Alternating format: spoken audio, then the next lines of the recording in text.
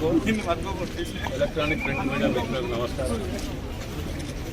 35-40 ఏళ్ళ చిరకాల కోరిక కాజుపేట బస్టాండ్ గురించి ఎన్నోసార్లు రిప్రజెంటేషన్లు ఇవ్వటం, ఎందరో నాయకులు దీక్షలు, అమర్నాథ్ దీక్షలు, ర్యాలీ దీక్షలు కూడా చేయడం జరిగింది.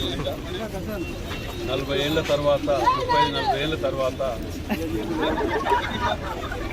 రాజకీయ నాయకులుగా ఎంపీ గారు కానివ్వండి, మేము కానివ్వండి, మేయర్ గారు కానివ్వండి, కలెక్టర్ గారు కానివ్వండి, రెవెన్యూ డిపార్ట్మెంట్, అన్ని డిపార్ట్మెంట్లు కూడా కలిసికట్టుగా రైల్వే అధికారులకు రిప్రజెంటేషన్ చాలాసార్లు ఇవ్వడం జరిగింది. దాని మీద స్పందించి జాయింట్ యాక్షన్ ఇన్స్పెక్షన్ కమిటీ వేయటం జరిగింది. అందులో భాగంగానే గోపాల్ గారు రావటం జరిగింది, సీనియర్ ఆఫీసర్ గోపాల్ గారు, ఏఎంఆర్ గారు.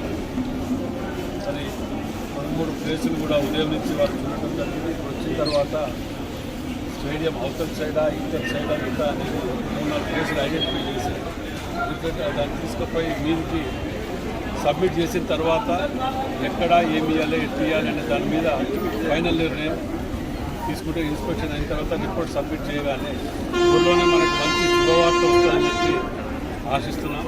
తప్పకుండా వస్తాయని నమ్మకం కూడా ఉన్నది. మరి ఇందులో ముఖ్యంగా మొన్న కలిసినప్పుడు ఢిల్లీలో కూడా పార్లమెంట్ సభ్యురాలు కావ్య గారు